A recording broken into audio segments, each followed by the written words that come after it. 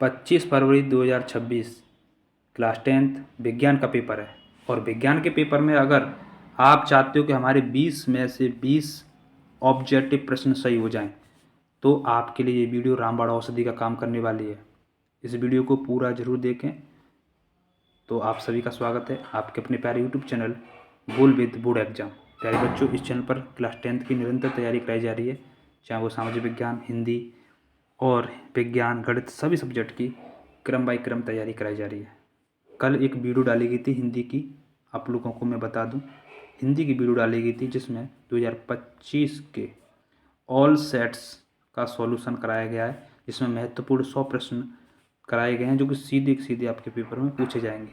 तो अगर वो वीडियो आपने नहीं देखी है तो उस वीडियो को देख लेना, डिस्क्रिप्शन में लिंक मिल जाएगा। निश्चित रूप से कह रहा हूँ 18 फरवरी आपका जो हिंदी का पेपर है उसमें प्रश्न सीधे के सीधे पूछे जाएंगे।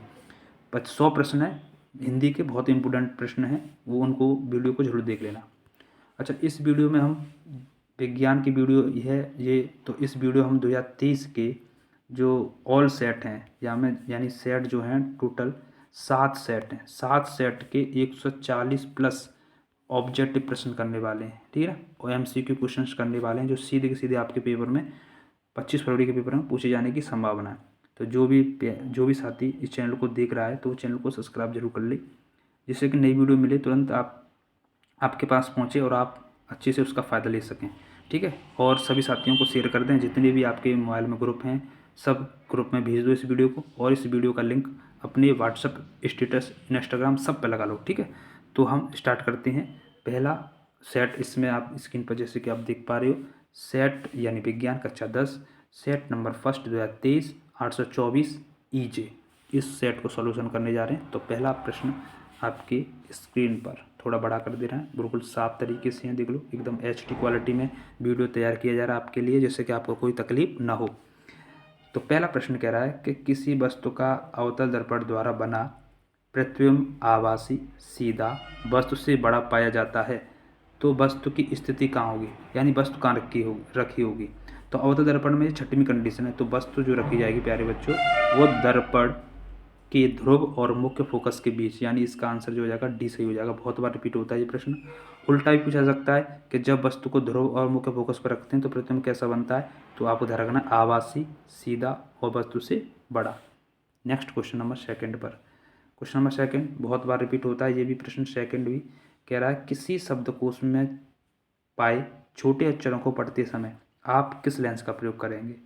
तो प्यारे बच्चों हम प्रयोग करेंगे उत्तल लेंस का। उत्तल लेंस में भी छोटा लेंस जो होगा तो 5 सेंटीमीटर का प्रयोग करेंगे, क्योंकि ये लेंस जो होता है वो वस्तुओं को बड़ा दिखाता है, और उत्तल लेंस जो होता है वो अवतल का उल्टा होता है, यानी अवतल दर्पण जो होता है ना, अवतल दर्पण जो होता है वो भी वस्तुओं को बड़ा दिखाता है, तो इसीलिए लेंस में उत्तल हो जाएगा। चलिए तो ध्यान रखेंगे। नेक्स्ट प्रश्न तीसरा, ये भी बहुत बार रिपीट होता है, कह रहा है कि किसी गोलीय दर्पण तथा किसी पतले गोलीय लेंस दोनों की फोकस दूरियां -15 सेंटीमीटर है, तो दर्पण और लेंस होगा, जब भी फोकस दूरी ध्यान रखेंगे माइनस में आती है तो वो अवतल है कहलाती है, चाहे अवतल दर्पण हो चाहे अवतल लेंस है, ठीक है। तो इसीलिए दोनों ही जो होगा वो क्या होगा, दोनों के लिए उत्तर हो जाएगा अवतल, ठीक है। तो यानी ये ऑप्शन इसका सी हो जाएगा। यही प्रश्न आपको पूछता है प्लस लगा के कि प्लस के 15 दोनों में फोकस दूरी में क्या होगा, तो दोनों फिर उत्तर हो जाता प्लस के लिए उत्तल। फोकस दूरी जो होती है उत्तल दर्पण या लेंस में प्लस में होती है और अवतल दर्पण में माइनस होती है, ध्यान रखेंगे। नेक्स्ट प्रश्न, क्वेश्चन नंबर अगला चौथा प्रश्न है, मानव नेत्र के जिस भाग पर किसी वस्तु का प्रतिबिंब बनता है वह क्या है। तो प्रतिबिंब बनता है दृष्टिपटल पर, इसे इंग्लिश में बोलते हैं रेटिना। क्या बोलते हैं प्यारे बच्चों, रेटिना, ध्यान रखना। और यहाँ पर प्रतिबिंब बनाता कौन है, तो ध्यान रखेंगे हमारी आंखों में एक लेंस है जिसे बोलते हैं उत्तल लेंस। उत्तल लेंस हमारी आंखों में ये बनाता है रेटिना पर प्रतिबिंब। और कभी कभी पूछ सकता है कैसा बनता है रेटिना प्रतिबिंब, तो वास्तविक बनता है। कैसा बनता है, वास्तविक और उल्टा, वास्तविक और उल्टा, ये आप लोगों को ध्यान में रखना है। इसके अलावा और भी बता दूं, पुतली पुतली क्या काम है, तो पुतली जो है ना आंखों में जब प्रकाश जाता है तो उसको नियंत्रित करती है, ठीक है। प्रकाश नियंत्रण लिख लेना, नियंत्रण के लिए। अच्छा, आंखों में प्रकाश कहाँ से प्रवेश करता है, तो कॉर्निया से। प्रकाश प्रवेश यानी एंट्री कहाँ से मिलती है? कॉर्निया से। और कॉर्निया वही भाग है जो कि दान में दिया जाता है। तो इतना एक्सप्लेन को आप ध्यान से सुन लेना, निश्चित रूप से प्रश्न बनते हैं। नेक्स्ट प्रश्न नंबर 5। पाँचवा प्रश्न बहुत बार रिपीट होता है, ध्यान रखेंगे। पाँचवा प्रश्न स्टार लगा रहा हूँ मैं, स्टार लगा रहा हूँ मतलब बार बार आ रहे हैं ये प्रश्न। कह रहा है कि दो चालक तार जिसके पदार्थ, लंबाई, व्यास समान है, किसी विद्युत परिपथ में पहले श्रेणी क्रम में फिर पार्श्वक्रम में संयोजित किए जाते हैं, तो श्रेणी क्रम और पार्श्वक्रम संयोजन में उत्पन्न ऊष्मा का अनुपात क्या होगा? तो याद कर लेना 1:4 होगा। ठीक है, सी ऑप्शन। क्वेश्चन नंबर 6 कह रहा है कि लघु पतन के समय परिपथ में विद्युत धारा का मान होगा। ये भी बहुत बार रिपीट हो रहा है, ध्यान रखना। तो लघु पतन के समय विद्युत धारा का मान हमेशा बढ़ जाता है। ठीक है, तो इसलिए सी आंसर इसका सही हो जाएगा। क्वेश्चन नंबर 7 कह रहा है कि विद्युत धारा उत्पन्न करने की युक्ति क्या है? तो देखो, ये एक्स्ट्रा लगा हुआ है, ये हमारे सिलेबस में नहीं है। सिलेबस में अब चैप्टर हटा दिया गया है इसमें, तो आप लोगों को फिर भी आंसर बता दे रहा हूँ मैं। इसका जो उत्तर होगा वो जनित्र होगा। ठीक है, ये ऑप्शन। नेक्स्ट क्वेश्चन नंबर आगे। अब देखो 7 जो प्रश्न हो गए आपके, 7 क्वेश्चन जो हैं भौतिक विज्ञान के। थोड़ा मैं स्पीड से बोल रहा हूँ क्योंकि देखो क्वेश्चन बहुत सारे हैं, 140 प्लस क्वेश्चन है। तो देखो धीरे धीरे बोलूँगा तो आपका जो वीडियो है ना बहुत बड़ी हो जाएगी। तो मैं नहीं चाहता हूँ कि आपकी वीडियो ज़्यादा बड़ी बने, छोटी वीडियो में ज़्यादा कंटेंट मिल जाए, वो उद्देश्य है। तो एक आध शब्द उल्टा सीधा मतलब मिस्टेक हो जाती है, तो उसके लिए मैं माफ़ी चाहूँगा। ठीक है, तो 7 क्वेश्चन जो है भौतिक विज्ञान के होंगे, 6 क्वेश्चन रसायन विज्ञान के होंगे और 7 क्वेश्चन जीव विज्ञान के होंगे। ऐसे करके हमारा पेपर आता है। तो देखो दूसरा भाग आ गया, भाग नंबर 2 आप देख पा रहे हो बिल्कुल ऐसे। 8वां प्रश्न कह रहा है, कहेगा कि एंटीमनी क्या है? तो एंटीमनी ध्यान रखना उपधातु है। उपधातु किसे बोलते हैं? जो कि जिसमें धातु और अधातु दोनों गुण पाए जाते हैं। इसके अलावा और भी एग्जाम्पल ध्यान रखना, आर्सेनिक लिख लेना, आर्सेनिक। इसके अलावा बोरॉन, इसके अलावा ध्यान रखना जर्मेनियम। ठीक है, जर्मेनियम, ये सब क्या है? उपधातु हैं। ठीक है, लिख लेना। नेक्स्ट क्वेश्चन 9वां कह रहा है कि लेड नाइट्रेट का रासायनिक सूत्र क्या है? तो लेड नाइट्रेट का रासायनिक सूत्र है, इसमें बी आंसर सी हो जाएगा, PbNO3 का होल ट्वाइस। इसके अलावा आपसे पूछा जा सकता है कि लेड नाइट्राइट, ये तो नाइट्रेट था, अगर आपसे पूछा गया लेड नाइट्राइट का क्या है ये बताओ, तो आप लोगों को ध्यान रखना ये वाला आंसर सही हो जाएगा, फिर PbNO2 का होल ट्वाइस। ठीक है, दोनों को आपको ध्यान में रखना है। नेक्स्ट प्रश्न नंबर 10 पर चलते हैं। 10 में कह रहा है कि 10वां प्रश्न थोड़ा सा और ऊपर कर दें। हाँ, 10वां प्रश्न कह रहा है कि निम्नलिखित में से असंतृप्त हाइड्रोकार्बन क्या है? देखो हाइड्रोकार्बन 2 प्रकार के होते हैं, एक तो होते हैं संतृप्त और एक होता है असंतृप्त। असंतृप्त में एल्केन आता है। क्या आता है प्यारे बच्चों? असंतृप्त में एल्केन, जिसका फॉर्मूला होता है, लिख लेना, CnH2n और +2। ठीक, और असंतृप्त में 2 आते हैं, इस असंतृप्त में 2 आते हैं। एक होता है एल्कीन, जब मैं बोलते जाऊँ कि लिख लेना तो लिखते चलना, एल्कीन और एल्काइन। एल्कीन में जो होता है फॉर्मूला होता है CnH2n, एल्काइन का फॉर्मूला होता है CnH2n-2। ध्यान रखेंगे। तो इसमें पूछा क्या है? असंतृप्त हाइड्रोकार्बन, यानी असंतृप्त हाइड्रोकार्बन 2 होते हैं, एल्कीन और एल्काइन, या तो दुगुना होगा सी का या दुगुने से कम होगा। तो देखो ऐसा कंडीशन केवल बी में बन रही है, दुगुना बनना है सी का यानी सी पे कहते हैं 2, तो 2 दूनी 4, तो यानी ये एल्कीन हो जाएगा, इसे असंतृप्त में आता है, तो बी ऑप्शन सही हो जाएगा। नेक्स्ट क्वेश्चन नंबर 11 कह रहा है प्रोपेनल का क्रियात्मक समूह क्या है? तो नल का ध्यान रखना, जहाँ भी नल आ जाए, नल होता है, इसका क्रियात्मक समूह CHO, ध्यान रखेंगे क्या होता है? CHO, ध्यान रखना। या एल्डिहाइड, ये किस समूह में आता है? एल्डिहाइड में आता है, तो ये भी ध्यान रखना किस में आता है? एल्डिहाइड। ठीक, अच्छा, इसके अलावा आपको ध्यान रखना है CO किस में आता है? तो कीटोन, जहाँ भी कीटोन की बात की जाए, जिस समय पीछे ऑन आता है, तो कीटोन के लिए CO होता है। ठीक, OH एल्कोहल और COOH जो होता है वो ओइक के लिए होता है। ठीक है, कार्बोक्सिल अम्ल के लिए। तो मैंने आपको चारों ही क्रियात्मक समूह बता दिए, दोबारा से बता रहा हूँ। CHO ये नल यानी एल्डिहाइड का होता है, और CO ये बी ऑप्शन जो दे रहा है वो कीटोन का होता है, OH एल्कोहल का होता है, COOH कार्बोक्सिल अम्ल का होता है। नेक्स्ट प्रश्न नंबर अगला 12वां प्रश्न कह रहा है कि एसिटिक अम्ल का IUPAC नाम क्या है। तो एसिटिक अम्ल का पहले तो फॉर्मूला पता होना चाहिए। फॉर्मूला है CH3COOH। तो देखो यहाँ OH आ रहा है ना क्रियात्मक समूह, तो ओइक आएगा पीछे, क्या आएगा ओइक। और यहाँ पर कार्बन गिनने के कार्बन कितने, 1 और 2। जब IUPAC पढ़ते हैं तो कार्बन पता होना चाहिए, जिसके मैथ कार्बन 1 पे क्या आता है, मैथ आता है, क्या आता है, मैथ। और कार्बन 2 पे क्या आता है, एथ आता है। 3 पे प्रोप आता है, 4 पे पेंट आता है, 4 पे सॉरी ब्यूट आता है, 5 पे पेंट, 6 पे हेक्स, 7 पे हेप्ट, 8 पे ऑक, नॉन, डेका, ऐसे आते हैं। तो आपको ध्यान में रखना है। अगर IPSC आप पढ़ना चाहते हो स्पेशल तो कमेंट करना, मैं स्पेशल भी पढ़ा दूंगा। लेकिन यहाँ पर MCQs क्वेश्चन करा रहे हैं 140, तो इसीलिए थोड़ा स्पीड से चलेंगे। तो देखो कार्बन 2 पे आता है एथ और ओइक लग रहा है, तो एथेनोइक हो जाएगा। इसके लिए भी आंसर इसका सही है, पेपर में बहुत बार आता है एथेनोइक, और इसका फॉर्मूला ये है, फॉर्मूला भी लिख लेना। और एसिटिक अम्ल का प्रयोग होता है किसमें, सिरका में। किसमें होता है, सिरका में। ठीक, नेक्स्ट। और आपको बता दूं कि IUPAC का फुल फॉर्म भी आता है, यानी IUPAC का फुल फॉर्म भी आता है, तो लिख लेना international union pure and applied chemistry. दोबारा बता रहा हूँ, international union pure and applied chemistry. चलिए नेक्स्ट क्वेश्चन नंबर 13 जी आपका रसायन विज्ञान का क्वेश्चन है, 6वां। कह रहा है एक तत्व के क्लोराइड का सामान्य सूत्र MCl2 है, तो इसके ऑक्साइड का सूत्र क्या होगा, तो ऑक्साइड हो जाएगा M2O। ठीक है, M2O, डी ऑप्शन इसका सही हो जाएगा। तो ये आपके रसायन विज्ञान के 6 क्वेश्चन हो गए।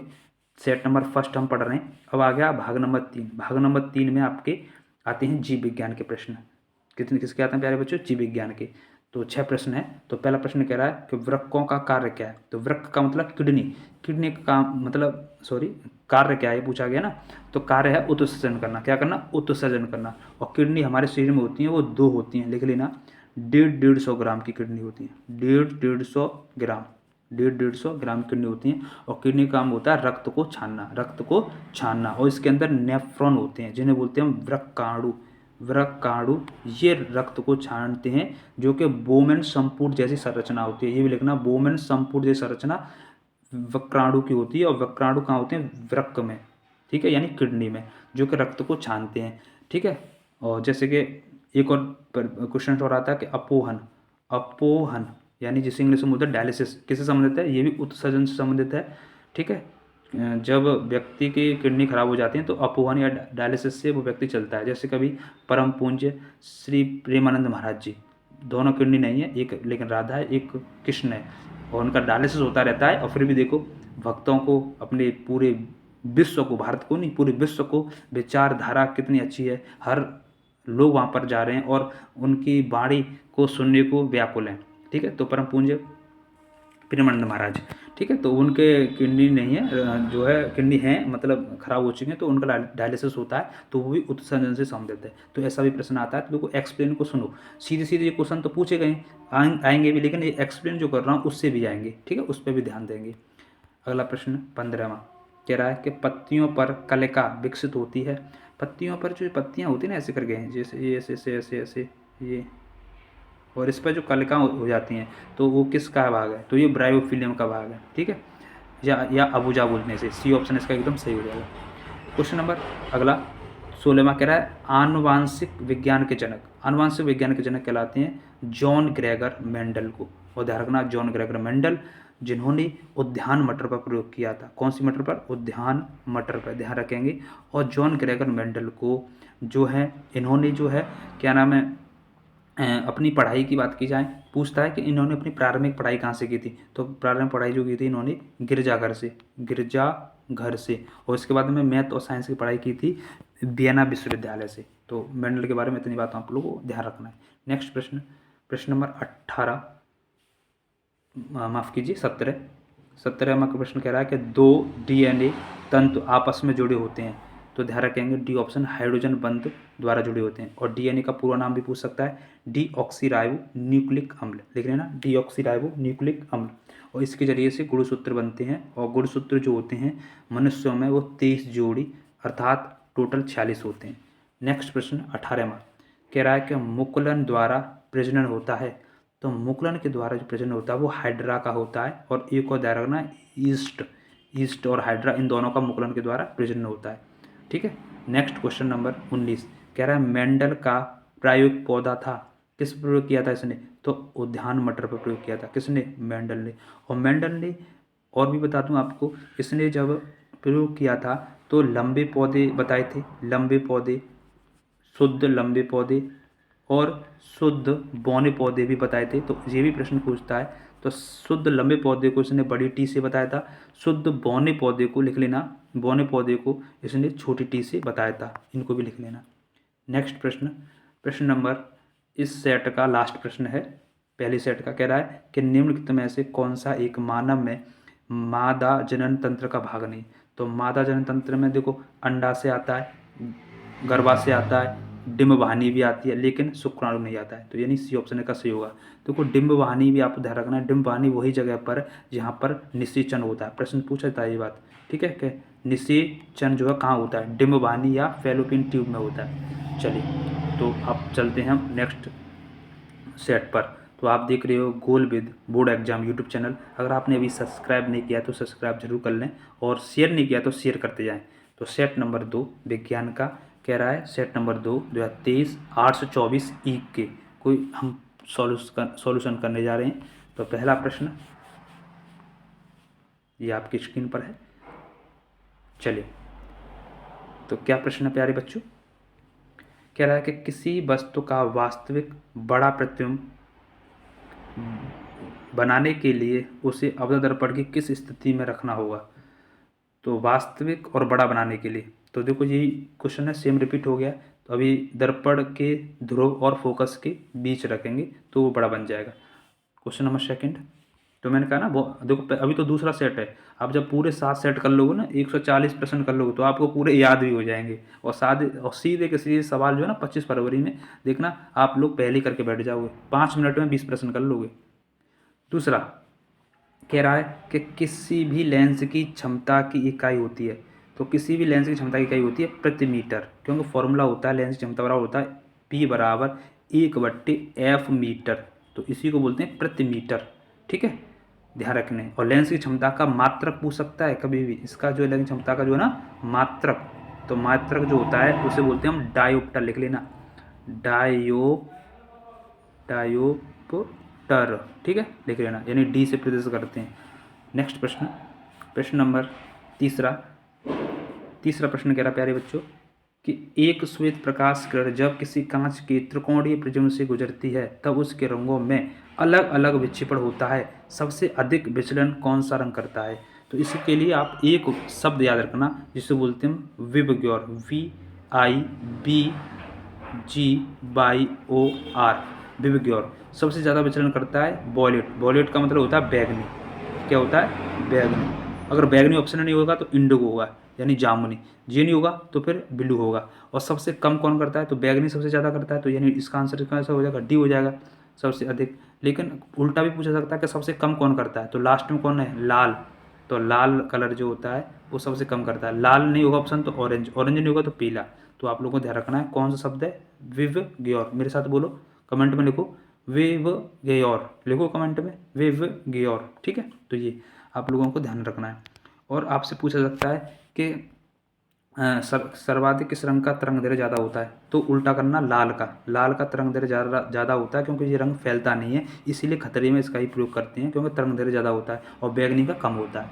नेक्स्ट प्रश्न, क्वेश्चन नंबर 4। तो देखो ये प्रश्न जो है स्टार लगा हुआ है, कह रहा है कि जो सिलेबस से आउट है, सूर्य श्वेताभ प्रतीत होता है, यानी लाल, तो प्रकाश के प्रकीर्णन के कारण, ठीक है, प्रकाश के प्रकीर्णन के कारण, प्रकीर्णन के कारण लाल होना, सूर्य का लाल होना, और आकाश का नीला होना, ध्यान रखेंगे। नेक्स्ट क्वेश्चन, क्वेश्चन नंबर 5 कह रहा है कि किसी विद्युत चालक का प्रतिरोध निम्नलिखित में से किस बात पर निर्भर नहीं करता है? तो प्रतिरोध जो है किस बात पर निर्भर नहीं करता है? तो देखो, चालक की लंबाई पर करता है, अनुकाष्ठ का क्षेत्रफल पर भी करता है, चालक के पदार्थ पर भी करता है, लेकिन चालक के आकार पर नहीं करता है। तो डी ऑप्शन इसका सही हो जाएगा, ठीक है। चलिए ध्यान रखेंगे। और प्रतिरोधक का मात्रक क्या होता है? ओम होता है। क्या होता है? ओम। नेक्स्ट प्रश्न नंबर 6 कह रहा है कि कब 4 विद्युत चालकों का संयोजन बनाने पर उनका परिणामी प्रतिरोध न्यूनतम होगा? न्यूनतम कब होगा? तो जब हम उसको ऐसी कंडीशन में जो न्यूनतम होगा तो हम क्या करेंगे, सभी को पार्श्व क्रम में जोड़ देंगे तो वो न्यूनतम आ जाएगा। ठीक है, और पार्श्व क्रम का फॉर्मूला होता है 1/r p, मतलब p का मतलब पैरेलल, तो 1/r1 plus 1/r2 plus 1/r3 जितने भी होते हैं r प्रतिरोध उनको ऐसे जोड़ते जाते हैं, एलसीएम लेकर के निकाल लेते हैं। ठीक है, और श्रेणी क्रम का मतलब होता है S बराबर R1 plus R2 plus R3 जितने भी होते हैं इस तरह से जोड़ लेते हैं, उसे होते हैं श्रेणी क्रम। तो न्यूनतम किस में निकलेगा, जब हम सबको समांतर क्रम में जोड़ देंगे, तो ये ऑप्शन इसका सही हो जाएगा। तो एक्सप्लेन कैसा लग रहा है कमेंट करके बताते रहें। 7वां प्रश्न कह रहा है कि ये भी बहुत बार रिपीट होता है, ध्यान रखेंगे 25 में आया है ये प्रश्न, तो 26 में आने की संभावना है। कह रहा है कि किसी विद्युत धारावाही चालक के कारण उत्पन्न चुंबकीय क्षेत्र की दिशा ज्ञात करने के लिए किस नियम का प्रयोग करेंगे। यानी धारावाही चालक के कारण उत्पन्न चुंबकीय क्षेत्र की दिशा ज्ञात करने के लिए हम जो है फ्लेमिंग के दाएं हाथ का प्रयोग करेंगे। ये हमारे सिलेबस में नहीं है लेकिन फिर भी क्वेश्चन पूछ लेता है, तो ये ऑप्शन इसका सही है। क्वेश्चन नंबर नेक्स्ट, अब सेट नंबर 2 का फिजिक्स के क्वेश्चन हो गए। अब केमिस्ट्री क्वेश्चन भाग नंबर 2। क्वेश्चन पहला कह रहा है कि निम्नलिखित में से कौन सी धातु ठंडे जल से हाइड्रोजन गैस निकालती है। तो हाइड्रोजन गैस ठंडे जल से निकालती है वो पोटेशियम। ठीक है, जो ज़्यादा क्रियाशील होगी वो निकाल देगी। इसके अलावा 9वां प्रश्न कह रहा है कि एल्कीन, तो एल्कीन ध्यान रखना, एल्कीन जो होता है जिसका फॉर्मूला भी मैंने बताया था CnH2n होता है, और एल्कीन हमेशा डबल बॉन्ड बनाता है। ठीक है, तो डबल बॉन्ड किसमें बनना है, तो बी ऑप्शन का सही होगा। एल्काइन होता तो उसमें ट्रिपल बॉन्ड बनता है, आपको ध्यान रखना है, लिख दे रहा हूँ।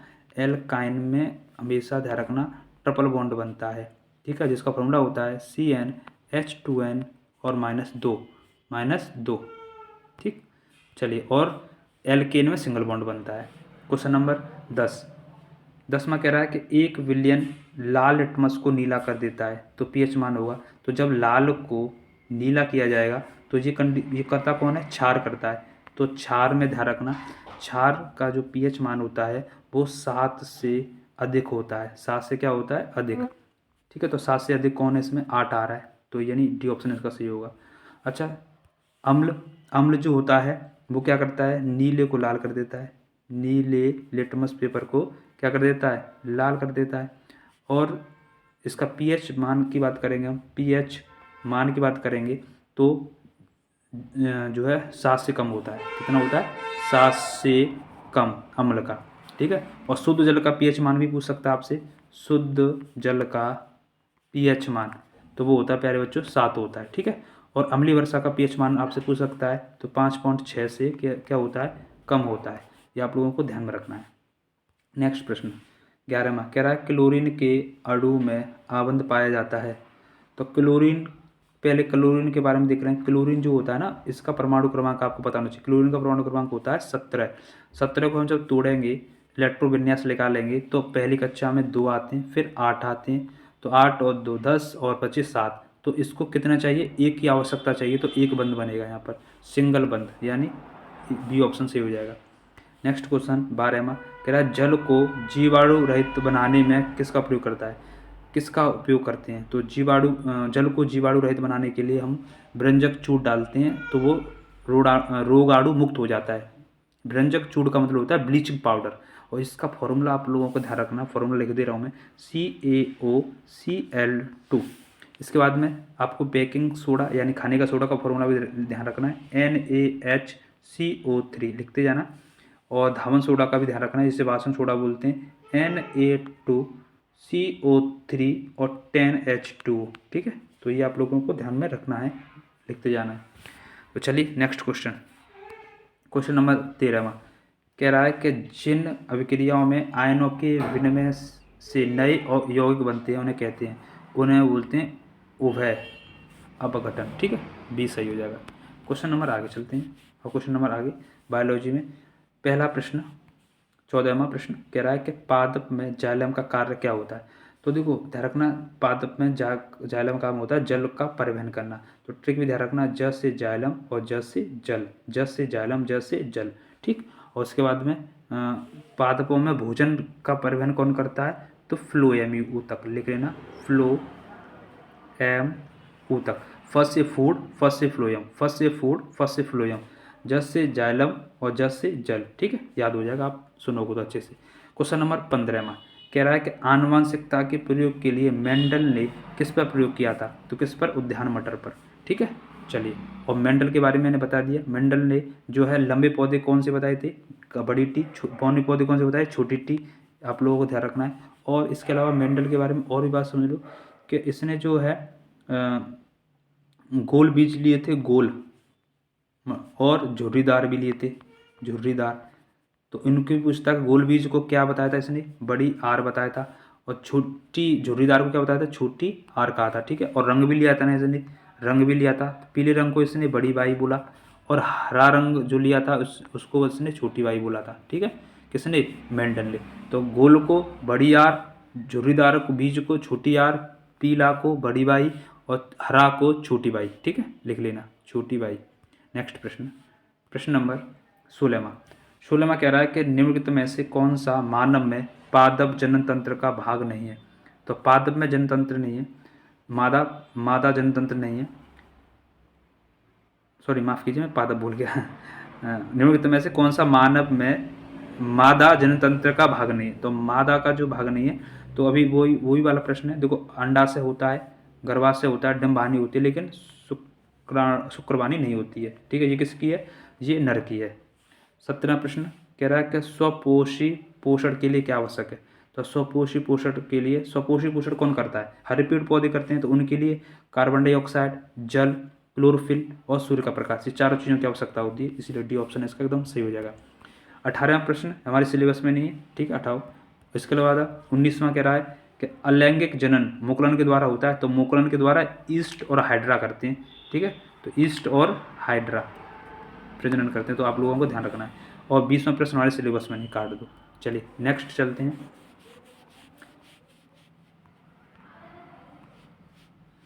अगला प्रश्न, हाँ, हमारा सेट कौन सा है? हाँ, थोड़ा एक बार सेट दिखा दूँ। हाँ, अब विज्ञान का सेट नंबर तीसरा आ गया 2023 का 824 EL। तो इस सेट को हम करने जा रहे हैं। ठीक है, चैनल जिसने अभी सब्सक्राइब नहीं किया भाई सब्सक्राइब कर लो, बहुत मेहनत कराई जा रही है आपके goal with board exam YouTube channel पर। ठीक है, ये आपके लिए बनाया हुआ है, 10th क्लास की तैयारी के लिए बनाया हुआ चैनल है। तो आप हमसे इतना तो कर सकते हो कि सबको शेयर कर दें। चलिए नेक्स्ट प्रश्न, मैं अपना काम कर रहा हूँ तो अपना काम करो, मैं अपनी मेहनत कर रहा हूँ, आप अपना काम करिए, शेयर कर दीजिए।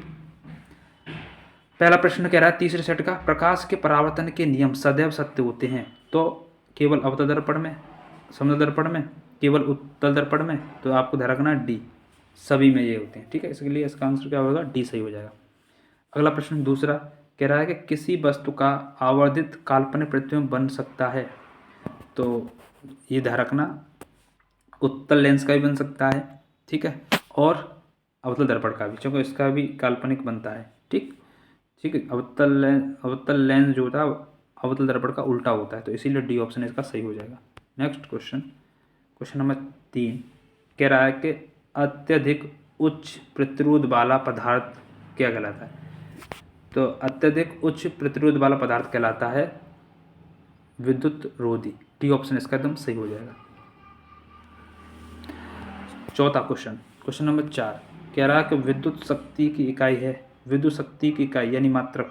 तो ध्यान रखना, इसकी जो है वाट है, क्या है? वाट। और विद्युत धारा का, सॉरी माफ़ कीजिए, विद्युत शक्ति का सबसे बड़ा मात्रक कौन सा है? उसे बोलते हैं हम अश्वशक्ति। अश्वशक्ति लिख लेना, यानी हॉर्स पावर। तो एक अश्वशक्ति बराबर होता है 746 वाट, ये भी लिख लेना। ठीक है, नेक्स्ट क्वेश्चन, क्वेश्चन नंबर 5 कह रहा है कि किसी विद्युत केतली में प्रवाहित धारा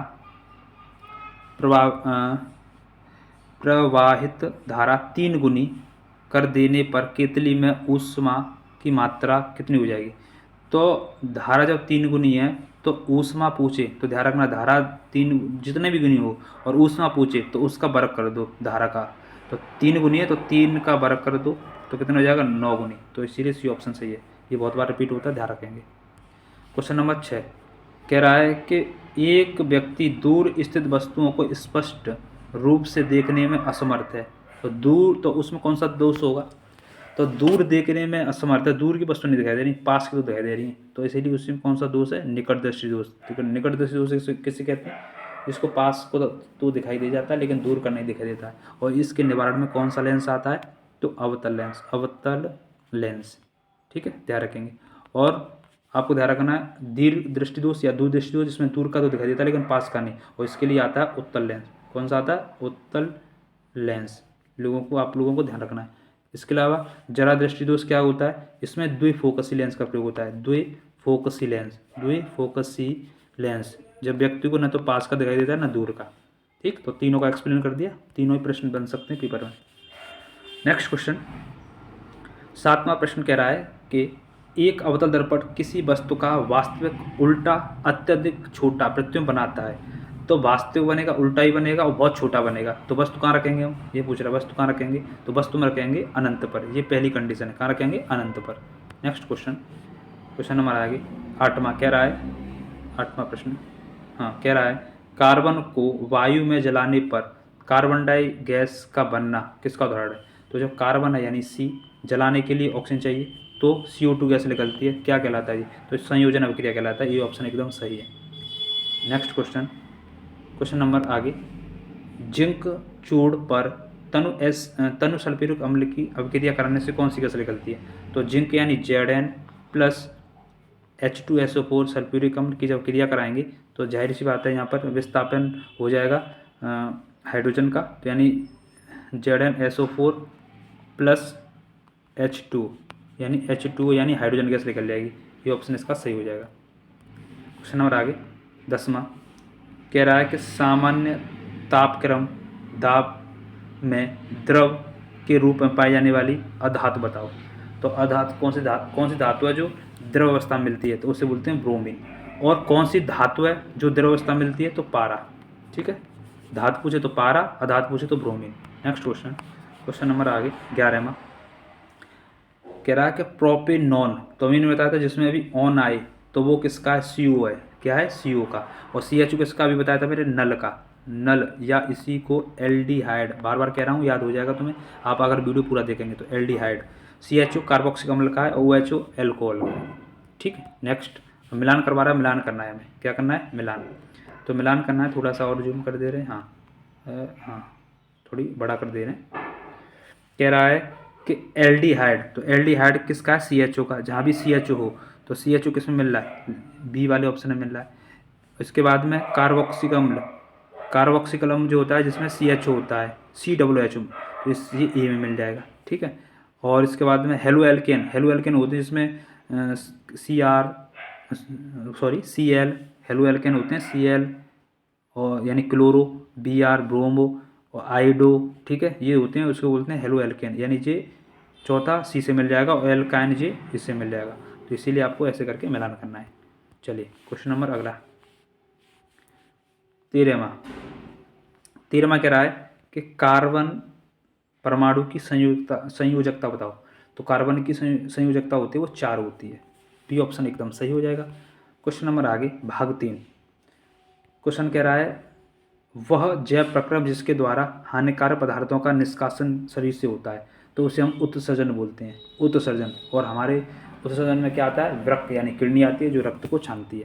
नेक्स्ट क्वेश्चन, क्वेश्चन नंबर 15 कह रहा है प्रकाश संश्लेषण के दौरान निम्नलिखित में से कौन सी एक क्रिया नहीं होती है, तो देखते हैं क्या क्या क्रिया होती हैं। तो पहली कह रहा है कि क्लोरोफिल द्वारा प्रकाश का अवशोषण, एकदम सही होता है।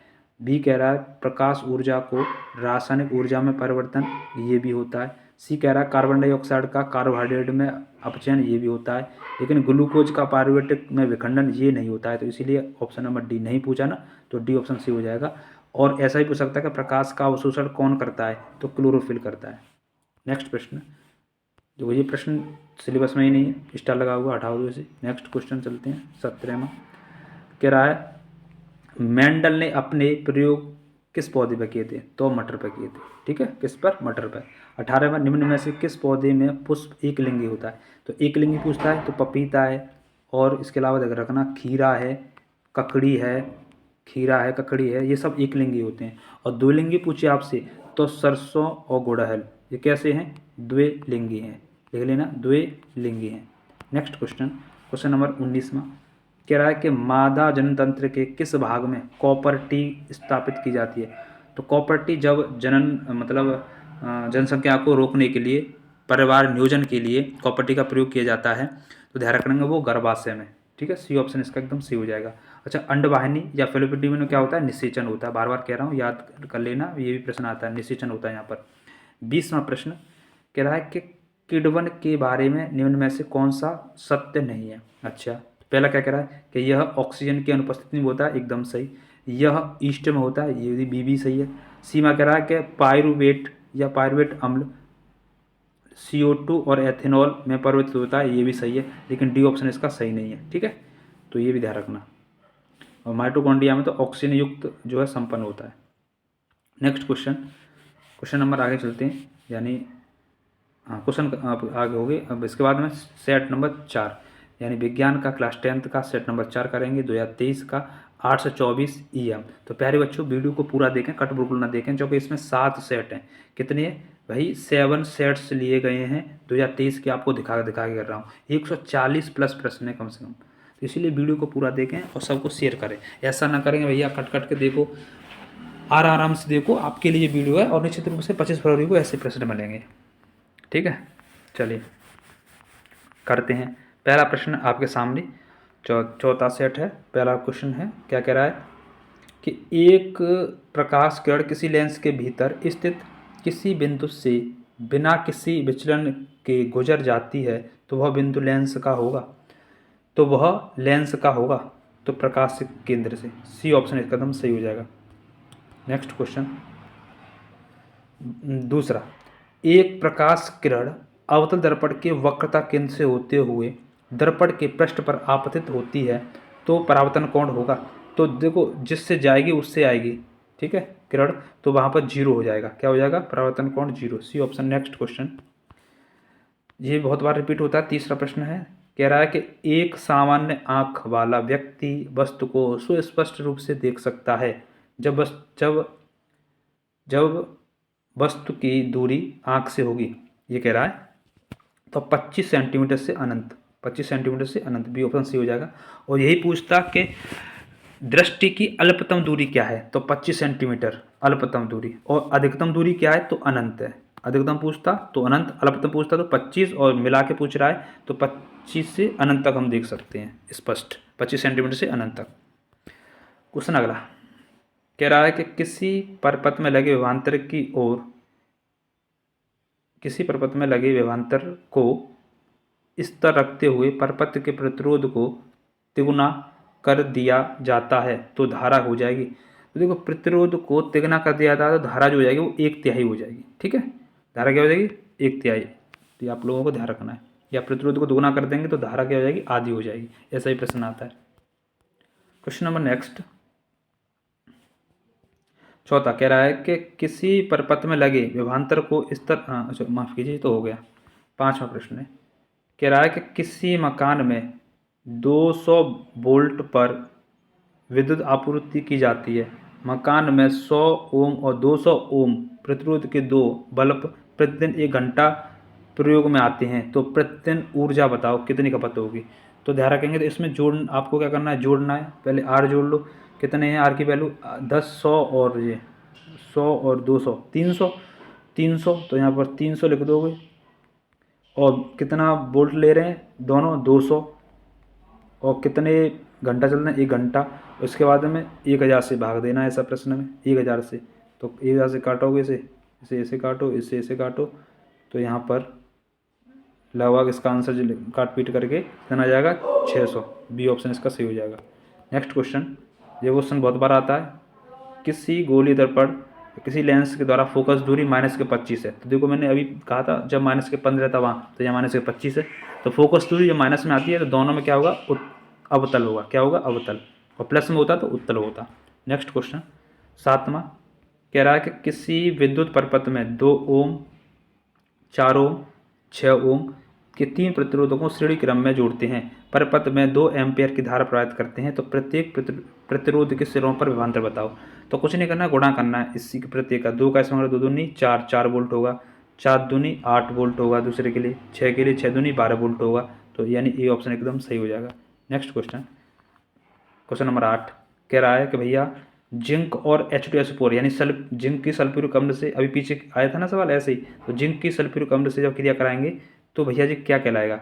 तो जब क्रिया कराएंगे तो यहाँ पर विस्थापन हो रहा है, तो यानी विस्थापन अभिक्रिया है जिसमें हाइड्रोजन गैस निकल रही है। ठीक है, तो आप लोगों को ध्यान रखना है। नेक्स्ट क्वेश्चन 9वां Na2CO3 और 10H2, थोड़ा छपा नहीं है, लिख दे रहा हूँ 10H2 किसका फॉर्मूला है, तो ये धावन सोडा का है, इसका आंसर सी हो जाएगा। और ब्लीचिंग पाउडर का क्या है, यानी जिसे व्यंजक सोडा बोलते हैं, तो CaOCl2 लिख लेना। और बेकिंग सोडा क्या होता है, इसका होता है NaHCO3। ठीक है। प्लास्टर ऑफ पेरिस का क्या है, तो प्लास्टर ऑफ पेरिस का लिख लेना आप लोग CaSO4 इंटू हाफ H2। चलिए नेक्स्ट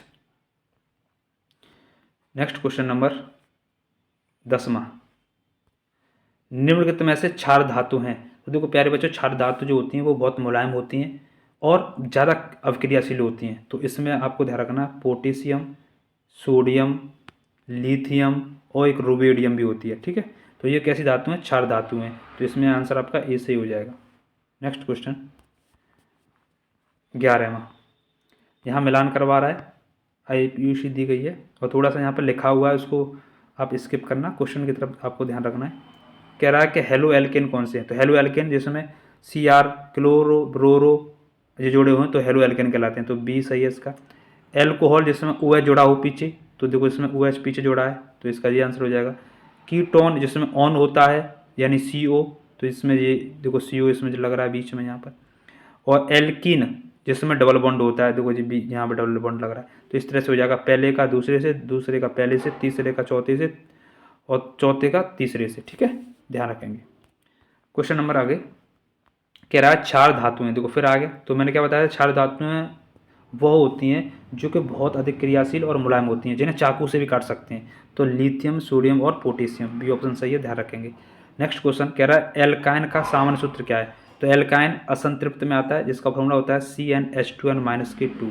ठीक है, और CnH2n ये किसका है, तो ये है एल्कीन का, एल्कीन।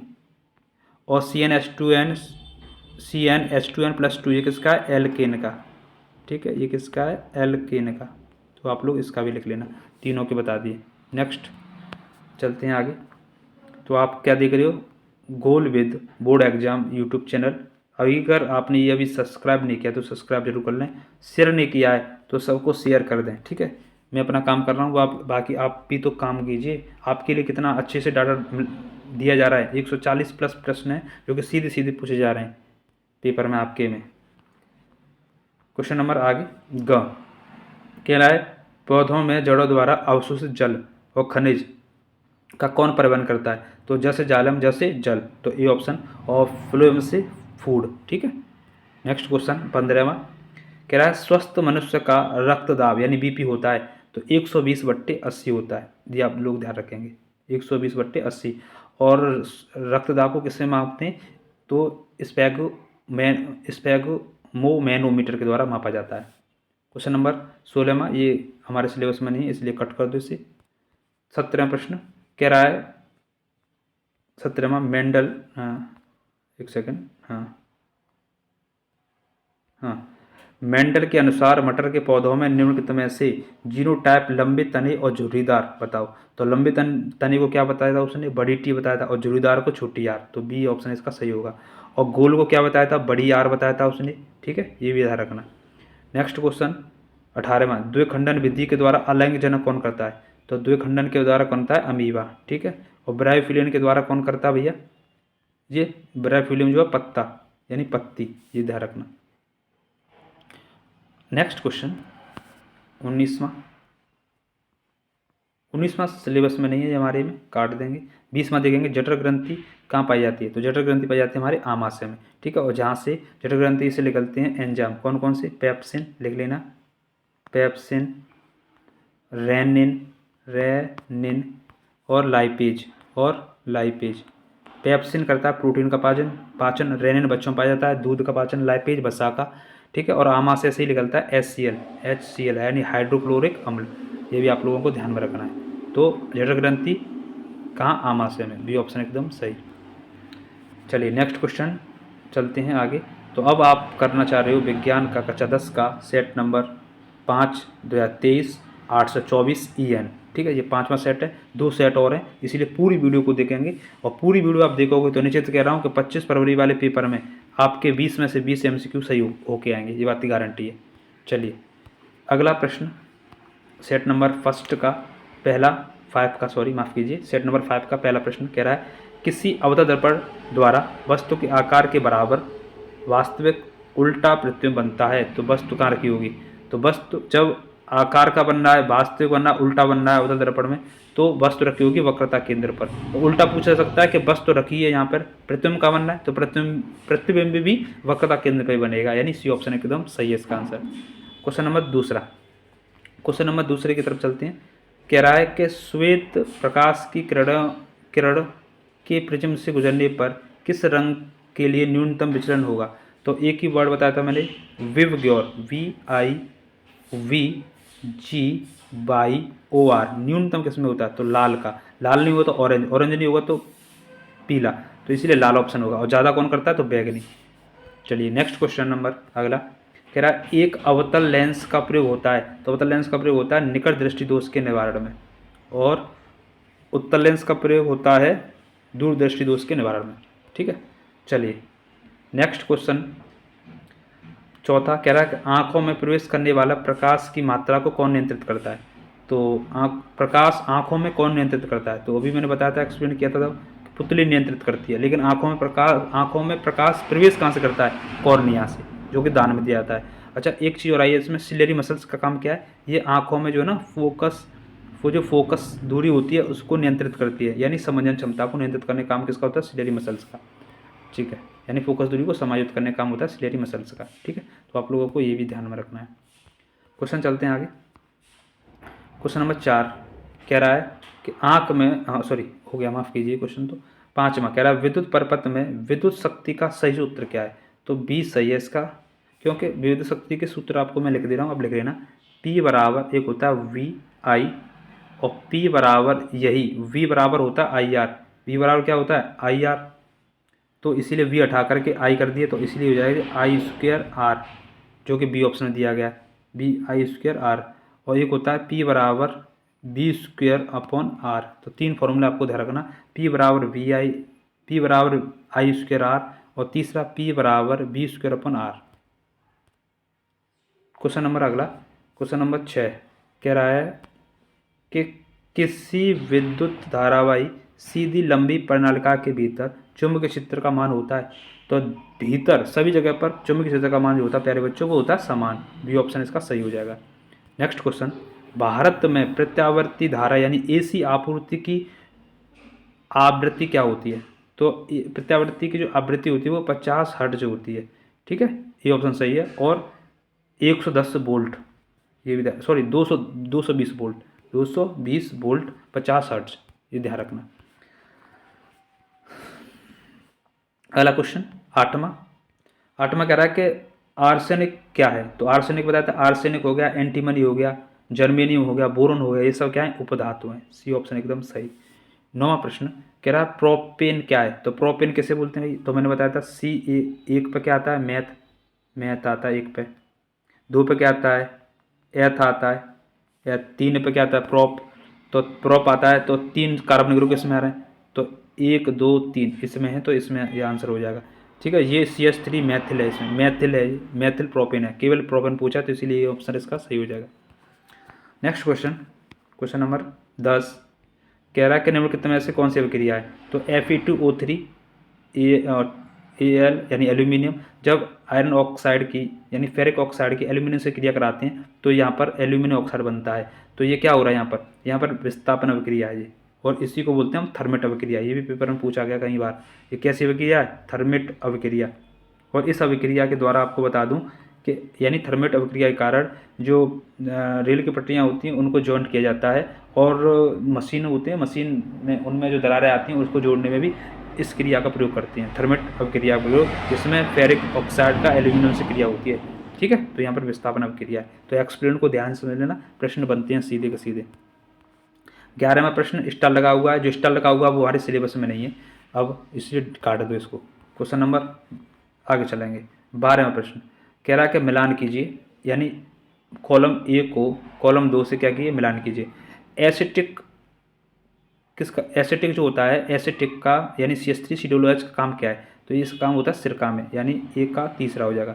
एथेनॉल, एथेनॉल का काम होता है, ध्यान रखना बी हो जाएगा, विकृतीकृत स्पिरिट बनाने में इसका प्रयोग होता है। कास्टिक सोडा का प्रयोग होता है साबुन बनाने में, और अपमार्जक का काम होता है कपड़े साफ करने में, ठीक है। तो यानी ये आपका हो जाएगा, आप लोगों को ध्यान रखना है, लिख लेना। नेक्स्ट क्वेश्चन 13वां, 25 सेंटीमीटर ताप पर शुद्ध जल का pH मान कितना होता है? शुद्ध जल का pH मान होता है 7, और कैसा होता है, उदासीन। कैसा होता है, उदासीन। अम्लीय होता है 7 से कम, और क्षार होता है 7 से ज़्यादा। pH पैमाना किसने दिया था, तो ध्यान रखेंगे सोरेनसन व्यक्ति ने, सोरेनसन नामक वैज्ञानिक ने दिया था। नेक्स्ट क्वेश्चन, क्वेश्चन नंबर 14 पे चलते हैं। 14वां प्रश्न कह रहा है कि प्रकाश संश्लेषण प्रक्रम के दौरान क्या नहीं संश्लेषित होता है? तो जब प्रकाश संश्लेषण होता है दिन के समय पर पेड़ पौधे अपना भोजन प्राप्त करते हैं, तो देखो उसमें संश्लेषण होता है ऑक्सीजन का, जल का, ठीक है, ग्लूकोज का, लेकिन माफ़ कीजिए, संश्लेषण पूछा ना, तो संश्लेषण CO2 का होता है, जल का होता है और ग्लूकोज का होता है, लेकिन ऑक्सीजन का नहीं होता है। ऑक्सीजन तो प्लांट जो है भोजन बना करके छोड़ता है, ठीक है, यानी ये ऑप्शन इसका सही होगा। नेक्स्ट क्वेश्चन 15वां कह रहा है पित्तरस का संश्लेषण कहाँ होता है? संश्लेषण या पित्तरस को कौन छोड़ता है? तो यकृत, शरीर की सबसे बड़ी ग्रंथि, सी ऑप्शन का सही हो जाएगा। और पित्तरस कहाँ एकत्रित होता है, ये पूछ ले कि यह संश्लेषित तो पित्तकृत में होता है, लेकिन एकत्रित यानी इकट्ठा कहाँ होता है ये, तो आपको ध्यान रखना पित्ताशय। कहाँ पर एकत्रित होता है? पित्ताशय में। नेक्स्ट क्वेश्चन 16वां कह रहा है कि मानव हृदय जो होता है कितनी कोष्ठीय होता है? तो मानव हृदय में 4 कोष्ठीय होते हैं, 4 कॉलम होते हैं, आपको ध्यान रखना है। बायां आलिंद ऐसे करके, और बायां निलय, दायां आलिंद और दायां निलय, 4 कोष्ठीय होता है। अगला प्रश्न 17वां, पुनरुद्ध भवन होता है। पुनरुद्ध भवन क्या होता है कि वह जीव जो छोटे छोटे रूपों में टूट जाता है, ऐसा जीव, इस तरह से मैं आपको बना दूं, ऐसा जीव जो यहाँ से बीच में से अगर इसे तोड़ें तो ये ऊपर का भाग अलग इसका हो गया और नीचे अलग हो जाए, ठीक। फिर कुछ समय बाद यहाँ से टूट जाए तो ऊपर एक जीव बन जाएगा, एक जीव ऐसे बन जाएगा, एक जीव ऐसे बन जाएगा। तो यानी पुनरुद्भवन का मतलब होता है जीव जो है छोटे छोटे भागों में टूट जाता है और नए जीव की उत्पत्ति करता है, उसे पुनरुद्भवन कहते हैं। और 2 इसके एग्जाम्पल हैं प्रमुख, हाइड्रा और प्लिनेरिया। हाइड्रा और प्लिनेरिया पुनरुद्भवन। और हाइड्रा ध्यान रखना मुकुलन के द्वारा भी प्रजनन करता है, इसलिए भी आप लोग ध्यान रखेंगे। क्वेश्चन नंबर 18वां कह रहा है कि पत्तियों द्वारा कायिक प्रवर्धन होता है। तो पत्तियों के द्वारा होता है प्यारे बच्चों, ध्यान रखना ए ऑप्शन, ब्रायोफिलियम यानी अवभुजा द्वारा, ठीक है। और 19 और 20 ऑप्शन हमारे सिलेबस में नहीं है, तो इसे काट दो। चलिए नेक्स्ट क्वेश्चन, नेक्स्ट आगे चलते हैं। अब आगे आपका सेट नंबर 6। तो प्यारे बच्चों अब 6 और 7 2 सेट और बचे हैं। तो हमने जो है 100 प्रश्न हमने कर चुके हैं, 100 प्लस क्वेश्चन हमने कर लिए हैं। तो प्यारे बच्चों आप लोग बस और सब्र कीजिए, थोड़ा सा और रह गया है, उसके बाद आप लोग आराम से रेस्ट करना, लेकिन वीडियो को सबको शेयर कर दें। मैं इतनी मेहनत कर रहा हूँ आपके लिए, तो आप काम तो है कि सबको शेयर करें वीडियो को, इसलिए सबको शेयर करें और चैनल को सब्सक्राइब करें। तो चलिए सेट नंबर 6 2023 824 EO वाला सेट हम सॉल्व कर रहे हैं। तो पहला प्रश्न आपके सामने है, यहाँ पर स्क्रीन पर मैं लगा दे रहा हूँ बड़े से। कह रहा है कि भैया किसी वस्तु से बड़ा आभासी प्रतिबिंब बनाने वाला दर्पण है। तो बड़ा और आभासी प्रतिबिंब बनता केवल अवतल दर्पण में। नेक्स्ट क्वेश्चन, मानव नेत्र जिस भाग पर किसी वस्तु का प्रतिबिंब बनाता है उसे कहते हैं दृष्टिपटल या रेटिना, बी ऑप्शन सही। नेक्स्ट क्वेश्चन, श्वेत प्रकाश का कौन सा रंग कांच के प्रतिबिंब से गुजरने पर अधिकतम विचलन करता है? देखो सभी रिपीट हो रहे हैं कि नहीं हो रहे हैं? अभी हम 6वां सेट कर रहे हैं, सभी रिपीट हो रहे हैं प्रश्न। तो सर्वाधिक कौन सा विचलन करता है? बैगनी। और कम कौन करता है? लाल, ठीक है। तो इसीलिए आप अच्छे से सुनोगे तो पूरा हो जाएगा। अगला प्रश्न, एक विद्युत केतली से होकर विद्युत धारा को दोगुना कर दिया जाता है, देख लो दोगुना कर दिया जाता है, तो ऊष्मा पूछा है कि ऊष्मा कितनी हो जाएगी, तो मैंने क्या कहा वर्ग कर दो बस उसका, विद्युत धारा का दोगुना, 2 का वर्ग करेगा कितना 4, तो 4 गुना हो जाएगा, यानी बी ऑप्शन इसका, सी ऑप्शन सही हो जाएगा। तो देखो प्रश्न पूछा गया, ऐसा भी आपके पेपर में पूछे जाने की संभावना है। अगला प्रश्न, एक विद्युत चुम्बक का क्रोड बनाने के लिए किस सबसे अधिक उपयुक्त पदार्थ कौन सा है, तो इसके लिए बी ऑप्शन सही हो जाएगा, यानी मुलायम लोहा ले लेंगे तो बन जाएगा। चलिए बच्चों नेक्स्ट प्रश्न की तरफ। क्वेश्चन अगला कह रहा है कि निम्नलिखित में से कौन सा किरण आरेख सही है, तो ये वाला बी ऑप्शन एकदम सही है, ठीक है। 7वां प्रश्न, विद्युत मोटर एक उपकरण है जो कि परिवर्तित करता है, तो विद्युत मोटर जो है ये परिवर्तित करता है, आप लोगों को ध्यान में रखना है। इसका आंसर ये सही हो जाएगा, ठीक है, यांत्रिक हो जाएगा विद्युत ऊर्जा। नेक्स्ट क्वेश्चन नंबर आगे चलते हैं। कह रहा है कि शुद्ध वायु है, शुद्ध वायु जो है विषमांगी, यानी डी ऑप्शन, और इसमें से कोई नहीं। अगला क्वेश्चन कह रहा है कि एल्किन, स्पीड से चलेंगे थोड़ा सा, एल्किन का फॉर्मूला क्या है, यानी एल्किन कौन से में, तो एल्किन क्या होता है CnH2n होता है, यानी दुगुना, तो दुगुना कर दो तो ए ऑप्शन में हो रहा है, यानी सी का दुगुना H, तो सी 3 है H 6 है, तो ये ऑप्शन सी हो जाएगा। 10वां प्रश्न कह रहा है कि शुद्ध जल का pH मान बार बार आ रहा है, कितना होता है 7 होता है, ठीक, और ये ऑप्शन में है नहीं, हमारे सिलेबस में नहीं, तो काट दो 11 नंबर। नेक्स्ट क्वेश्चन नंबर 12 कह रहा है, यहाँ मिलान करवा रहा है, प्लास्टर ऑफ पेरिस का काम क्या है, मूर्ति बनाने में, बी ऑप्शन सही है। कास्टिक सोडा काम साबुन के लिए, ये ऑप्शन सही है। इसके बाद में सोडियम बाइकार्बोनेट, यानी खाने का सोडा जो होता है वो प्रत्यम्ल कहलाता है, क्या कहलाता है, प्रत्यम्ल, और व्यंजक चूर्ण होता है कीटनाशक में प्रयोग, ठीक है, तो ये मिलान है, मिलान सही कर लेना, इसमें से ही प्रश्न आ जाते हैं। नेक्स्ट प्रश्न कह रहा है कि निम्नलिखित में से मेथिल ऑरेंज बनाने में कौन सा लाल हो जाता है, मेथिल ऑरेंज बनाने में जो है H2SO4 लाल हो जाता है, सल्फ्यूरिक अम्ल, और इसका प्रयोग हम विद्युत बैटरियों में यानी जो बैटरी होती हैं बैटरियों में भी इसका प्रयोग होता है। क्वेश्चन नंबर अगला, नवीकरणीय ऊर्जा का एक, तो ये भी हमारे सिलेबस में नहीं है, वैसे नवीकरणीय ऊर्जा कैसे कहते हैं, जिसे हम बार बार जो है बना सकते हैं, तो पवन ऊर्जा, बायोगैस, ये सब आते हैं, ठीक है, और नवीकरणीय ऊर्जा जैसे हम दोबारा तैयार नहीं कर सकते हैं, जिसे हम परंपरागत कहते हैं, जिसमें प्राकृतिक गैस और कोयला वगैरह पेट्रोलियम आते हैं, ठीक है, तो ये हमारे सिलेबस में नहीं वैसे तो, लेकिन फिर बता दिया, नवीकरणीय ऊर्जा, पवन ऊर्जा, बायोगैस, ये सब आएंगे। अगला क्वेश्चन, मेंडल प्रसिद्ध हैं, तो मेंडल क्यों जाने जाते हैं भैया, क्योंकि ये इन्होंने आनुवांशिकता यानी आनुवांशिकी के 3 नियम दिए, यानी आनुवांशिकता का जनक भी बोला जाता है, ये ऑप्शन इसका सही है। अगला क्वेश्चन, शुक्राणुओं का निर्माण होता है, तो शुक्राणु का निर्माण जो होता है इसे बोलते हैं स्पर्म, वृषण में होता है, और वृषण जो पाए जाते हैं वो 2 होते हैं, और यह सबसे ठंडा भाग होता है वृषण, ये भी ध्यान रखना।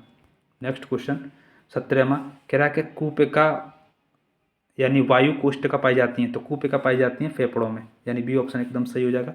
18वां प्रश्न कह रहा है कि पौधों में जल के परिवहन होता है, यानी जल का परिवहन कौन करता है, जैसे जल और जैसे जाइलम, यानी डी ऑप्शन इसका एकदम सही हो जाएगा।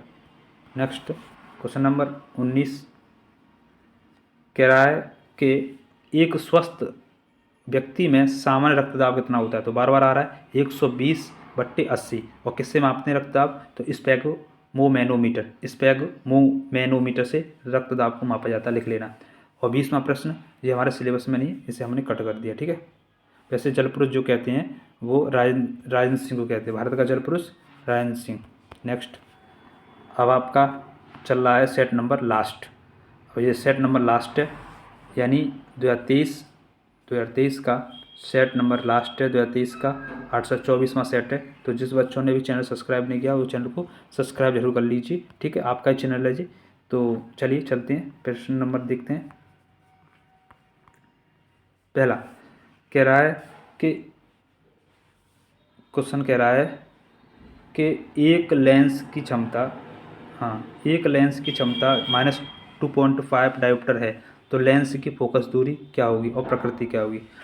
तो यहाँ पर आपको फॉर्मूला पता होना चाहिए, तो फॉर्मूला होता है P बराबर, और सेंटीमीटर आंसर दे रहे हैं तो सेंटीमीटर P बराबर 100/F होता है, ठीक है। तो यहाँ पर P की वैल्यू दी गई है, कितनी है, -2.5, तो F को इधर पहुँचा दो और P को इधर बुला लो, तो यहाँ पर हम इसको ऐसे लिख सकते हैं, तो F बराबर 100/- के 2.5 पॉइंट हटाएंगे तो 0 बढ़ जाएगा, और 25 चौका 100 तो 40 हो जाएगा माइनस के। जब भी माइनस के 40 आया तो ये कैसा रहेगा, अवतल। तो ये ऑप्शन इसका एकदम सही हो जाएगा इसका। ठीक है, चलिए नेक्स्ट प्रश्न कह रहा है कि यदि वैद्युत शक्ति P प्रतिरोध R है तो वैद्युत धारा व्यक्त कीजिए। तो आपको ध्यान रखना है, फॉर्मूला भी हमने देखा था कि P बराबर जो होता है वो I² R होता है। तो हम करेंगे I² बराबर, तो जी R इसके अपॉन में चला जाएगा, P/R हो जाएगा, और इस पर हम स्क्वायर लग रहा है I पर, तो यहाँ पर रूट लगा देंगे। तो ऐसी कंडीशन हमारी डी ऑप्शन में बन रही है। ठीक है, डी ऑप्शन एकदम सही हो जाएगा, उसी फॉर्मूले से। तो आपको ध्यान रखना है। अगला प्रश्न तीसरा, प्रकाश की चाल माध्यम 1 माध्यम 2 में क्रमशः V1 और V2 है, तो माध्यम 1 का अपवर्तनांक माध्यम 2 के सापेक्ष होगा। तो यानी ए ऑप्शन इसका सही हो जाएगा। ठीक, चलिए नेक्स्ट क्वेश्चन चौथा कह रहा है कि इनमें से कौन सा कथन असत्य है, असत्य पूछा है। तो पहला पढ़ रहे हैं कि चुंबकीय क्षेत्र रेखाएं चुंबक के ऊपरी क्षेत्र में प्रकट होती हैं, ये सही है एकदम। उत्तरी में प्रकट होती हैं और दक्षिण में जाती हैं। बी ऑप्शन क्या कह रहा है, बी कह रहा है कि चुंबकीय क्षेत्र रेखाएं चुंबक के भीतर दक्षिण से उत्तर की ओर चलती हैं, सही है। चुंबक के अंदर चुंबकीय रेखाएं दक्षिण से उत्तर की ओर चलती हैं, ये एकदम बात सही है। यानी और बाहर से बात की जाएंगे तो बाहर से उत्तर से दक्षिण की ओर चलती हैं। ठीक है, इस तरह से ये नॉर्थ होता है और ये साउथ होता है। तो बाहर से तो उत्तर से दक्षिण की ओर चलती हैं, लेकिन अंदर से दक्षिण से उत्तर की ओर चलती हैं ऐसे। ठीक है, ये भी बात सही है, तो ध्यान रखेंगे। तीसरा ऑप्शन कह रहा है, वो डी ऑप्शन कह रहा है कि चुंबकीय क्षेत्र रेखाएं बंद बना दी जाती हैं। हाँ, एकदम सही बात है कि जब जाएंगे ऐसे करके तो बंद बनता जाएगा ऐसे करके। ठीक है, और ये कभी भी एक दूसरे को नहीं काटती हैं, प्रतिच्छेद नहीं करती हैं। लेकिन सी का कह रहा है कि चुंबकीय क्षेत्र रेखाएं एक दूसरे को प्रतिच्छेद करती हैं। तो वो पूछ रहा है कि असत्य बताओ, तो असत्य हमारा सी हो जाएगा। ठीक, तो ध्यान रखेंगे। क्वेश्चन नंबर अगला, क्वेश्चन नंबर 5 कह रहा है कि इनमें से किस दर्पण का दृष्टि दोष अधिकतम होता है। तो दृष्टि दोष जो होता है, किस दर्पण का दृष्टि दोष अधिकतम होता है। ठीक, तो अधिकतम देखने के लिए यहाँ पर आपको ध्यान रखना है, माफ़ कीजिए, दृष्टि दोष नहीं है, मतलब मैंने दोष पढ़ दिया। दृष्टि क्षेत्र अधिकतम कौन सा लेंस देख सकता है, सॉरी दर्पण देख सकता है।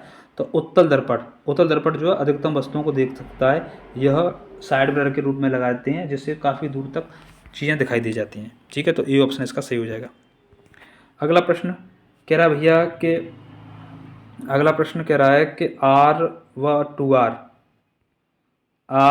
2R के प्रतिरोधों को श्रेणी क्रम में जोड़ने पर कुल प्रतिरोध R1, समांतर क्रम में जोड़ने पर R2, तो तब बताइए। तो ऐसी कंडीशन में R1 का मान हो जाएगा 9, R2 का हो जाएगा 2।